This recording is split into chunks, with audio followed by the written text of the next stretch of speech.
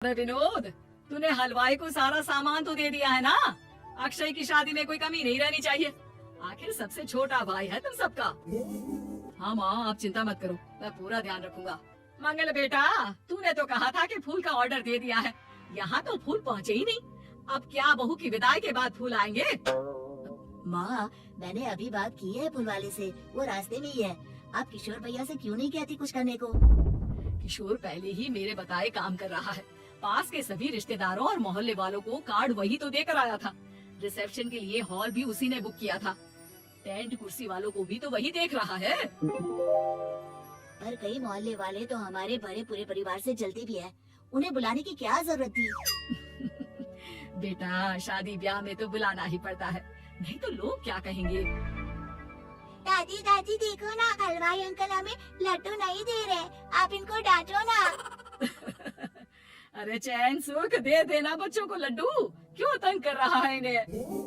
बीबी जी, मैं कहाँ मना कर रहा हूँ, लेकिन लड्डू बनते ही ये बच्चे उठा उठा कर खा लेते हैं। अरे मैं तो इन्हें थाल में रख के परोस भी नहीं पा रहा। भागो, अब कोल्ड ड्रिंक पीने चलते हैं। भागो भागो, अब कोल्ड ड्रिंक पीने चलते हैं। जैसे कि आप देख रहे हैं, आज इस घर के सबसे छोटी बेटी अक्षय की शादी है। घर में बहुत चहल पहल है। कुलभूषण की बीवी कमला को फुर्सत ही नहीं है कामों से, लेकिन कुलभूषण और घर के बाकी लोग कहाँ हैं? आइए देखते हैं। अजी, आप यहाँ आराम से बैठकर गाने सुन रहे हो और घर में अभी तक इतने काम बचे हैं करने को। अरे भाई, मेरे सबसे छोटे बेटे की शादी है, इसके बाद तो मैं अब चिंता मुक्त हो ही जाऊंगा। और फिर घर में तुम हो, बेटे बहुएं हैं, तुम लोगों के होते हुए मैं क्यों काम करूं? मैं तो शान से बेटे की शादी में जाऊंगा तैयार होकर। अरे ठीक है, अब आप आराम ही कीजिए। एक बार अभिषेक की बीवी आ जाए, फिर मैं भी आराम करूंगी और मेरी चारों बहुएं पूरे घर की जिम्मेदारियां संभाल लेगी। इतना कहकर कमला वापस अपने काम में लग जाती है। बेटा भी, तू अब तक तैयार नहीं हुआ? किससे बात कर रहा है फोन पर? तैयार कैसे हूँ? सैलून जाने से तो आपने मना किया है, क्योंकि मुझे हल्दी लग चुकी है। भाभीियों को देखो, सुबह से पार्लर में है। अक्षय की शादी हो जाती है और नंदिता बहू बनकर घर आ जाती है, लेकिन इस घर की खुशियों को मानो किसी की नजर लग गई थी। नंदिता के आने के बाद आए दिन घर की शांति भंग होती रहती। अपने माँ बाप की इकलौती बेटी को इतने बड़े परिवार की जिम्मेदारियाँ कहाँ संभाली थी? अभी देखो ना, मेरे हाथों की मेहंदी भी अभी नहीं उतरी है और तुम्हारी मम्मी ने मुझे घर के कामों में लगा दिया। मैंने सोचा था कि घर की सबसे छोटी बहू होने के कारण मुझे सब पलकों पर बिठा के रखेंगे, पर यहाँ तो पलक झपकने की भी फुर्सत नहीं मिलती। देखो नंदू, शादी के पहले ही मेरे घर वालों ने तुम्हें और तुम्हारे पेरेंट्स को बता दिया था कि मैं जॉइंट फैमिली में रहता हूँ, तो फिर अब ये शिकायत क्यों? और फिर तुमसे पहले मेरी भाभी भी तो आई थी शादी करके, उन्होंने तो कभी कुछ नहीं कहा। नंदिता तब तो चुप हो जाती है, लेकिन ऐसा बहुत दिनों तक नहीं चलता। अरे नंदिता, माँ बाबूजी की दवाई का टाइम हो गया है, उन्हें दवाई दे आओ और उसके बाद सबके लिए नाश्ता बना देना। पर भाभी, मैं तो अभी अपना फेवरेट सीरियल देख रही हूँ, प्लीज मेरी जगह आप कर लो ना ये काम।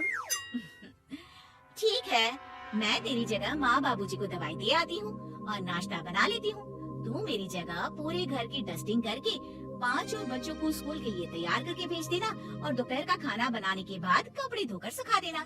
उसके बाद हम दोनों मिलकर बाजार जाकर सब्जी ले आएंगे, फिर डिनर की तैयारी कर लेंगे और उसके बाद बस बस भाभी, मैं माँ बाबूजी को दवाई देकर सबके लिए नाश्ता बना देती हूँ। हे भगवान, ये कहाँ लाकर फंसा दिया मुझे। मेरे घर में तो गिनती की 8 रोटियाँ और 2 सब्जी बनती थी और नाश्ता निपट जाता था। यहाँ तो रोटियों का ढेर और सब्जियाँ बड़े बड़े पतीलों में बनानी पड़ती है। नाश्ता बनते बनते लंच का टाइम हो जाता है और लंच बनते बनते डिनर का।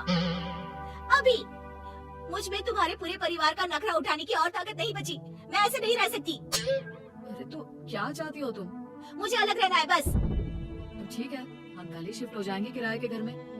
इतना बड़ा घर होते हुए हम किराए पे क्यों रहेंगे? नाजीरा, घर में ही दीवार खड़ी करो अपने हिस्से के आगे। घर के साथ साथ घर की खुशियों में भी दीवार खींच जाती है। ऐसे ही कई महीने बीत जाते हैं और नंदिता माँ बन जाती है। बच्चे के आने से अभिषेक की कंधों पर खर्चों का बोझ आ पड़ता है। अभिषेक का बोझ कम करने के लिए नंदिता भी पार्ट टाइम जॉब कर लेती है, लेकिन इससे उसके सर पर नौकरी, घर और बच्चे की जिम्मेदारी बढ़ जाती है। नंदिता, ये क्या है? तुमने घर भी ठीक से साफ नहीं किया। ना ही मेरे कपड़े धुले हैं। चिंटू के बाल भी कटवाने जाना था, देखो उसके बाल कितने बढ़ गए हैं। अरे करती क्या हो पूरा दिन तुम? मैं करती क्या हूँ? तुम्हारा नाश्ता और लंच बनाने के बाद चिंटू को डे केयर सेंटर पर छोड़ कर आती हूँ, फिर खुद ऑफिस जाती हूँ। पूरा दिन काम करके आने के बाद बिना आराम किए बाजार से सब्जियाँ लेकर आती हूँ, घर आकर खाना बनाती हूँ, चिंटू को देखती हूँ, और क्या करूँ मैं? तो किसने कहा था अपने सर पर इतने काम लेने को? मत जाओ ऑफिस। ऑफिस जाए बिना घर के खर्चे कहाँ से पूरे होंगे? चिंटू की डे केयर का खर्च, उसके लिए बेबी फूड का खर्च, प्रेस वाली का खर्च, ये सब तुम्हारी सैलरी से होता नहीं है। अगर परिवार से अलग नहीं होती तो इतनी मुसीबतें नहीं उठानी पड़ती तुम्हें परिवार के साथ मिलकर काम करने में दिक्कत थी, लेकिन काम तो अब भी बहुत है तुम्हारे सर पर। चिंटू को भी डे केयर भेजने की जरूरत नहीं पड़ती। उसको गोद में खिलाने के लिए दादा दादी और घर के सभी बड़े होते। उसके साथ खेलने के लिए उसके भाई बहन भी होते। मेरे तीनों बड़े भाइयों के बच्चे भी बड़े हुए हैं, लेकिन बिना महंगा बेबी फूड खाए, क्योंकि मेरी माँ और भाभी आप बहुत अच्छे से जानती है कि बच्चे को क्या खिलाना चाहिए। बिजली के बिल जैसे खर्चे भी सब मिलकर बांट लेते थे। लेकिन तुम्हें तो सबसे अलग रहने में ही मजा आता है, तो अब शिकायत क्यों करती हो? बस करो अभिषेक, बस करो। मैं मानती हूँ कि मैं गलत थी। मेरे एक गलत फैसले ने हमें बिल्कुल अकेला कर दिया है सबसे। एक घर में होते हुए भी हम बाकी परिवार से अजनबियों की तरह रह रहे हैं। अभिषेक और नंदिता की सारी बातें घर के बाकी लोगों को सुनाई दे रही थी। तभी कमला बोल पड़ती है, अरे नंदिता बहू, किसने कहा कि तुम अकेले हो? तुम्हारा इतना भरा पूरा परिवार है ना तुम्हारे साथ। हम तो बस ये चाहते थे कि तुम अपनी गलती समझ जाओ। अगर हम तुम्हें समझाते तो शायद तुम ना समझती, लेकिन अपनी गलती का एहसास तुम्हें खुद हो गया है, तो अब तुम समझ चुकी हो परिवार में एक साथ रहने का मोल क्या होता है। मम्मी जी मुझे माफ कर दीजिए, अब ऐसा दोबारा कभी नहीं होगा। अरे माफी बाद में, पहले मेरा पोता जरा मेरी गोद में तो दे, और तू जाकर सबके लिए चाय बना ला।